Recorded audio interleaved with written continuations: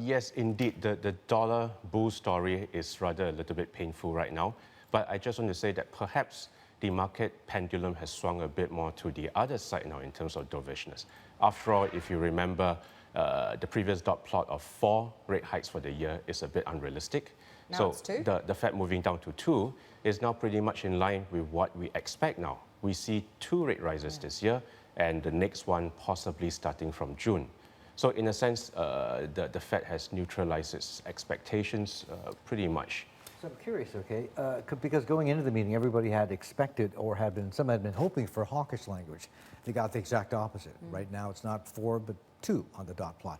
What does that mean then for assumptions for euro as well as for the Japanese yen? Because for QE in both those places to work more effectively, the Fed in a way had to cooperate, but they're not.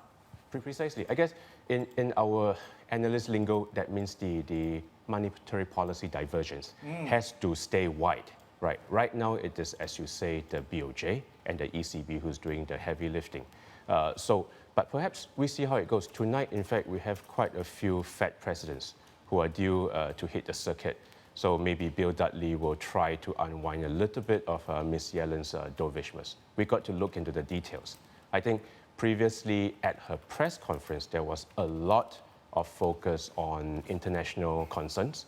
So not enough focus has been given to the US economy, where inflation is indeed picking up. So if we don't get that damage control, though, from other Fed speakers, right, to counter Yellen's dovish language, does that mean that there's going to be even more pressure on Draghi and on Kuroda? And they're going like, oh my God, the Fed was supposed to, they didn't, now I have to do more. That is, of course, the basic understanding. But I would say the ECB, given its existing QE program and negative rate, will possibly cap euro strength below 115. And for the BOJ, of course, the pressure is on.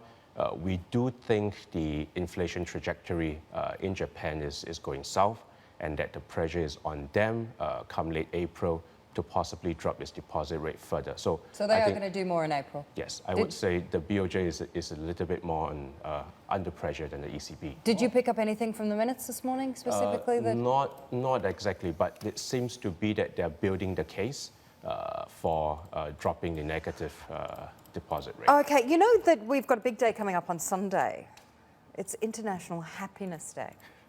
So we want to know what makes you happy.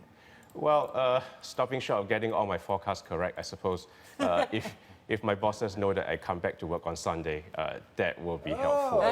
Okay. That'll make your boss happy, though. That doesn't necessarily make you happy. Or making your boss happy makes you happy. Yeah. He's got all the right answers, doesn't he? Happy bosses make us happy as well. There you go.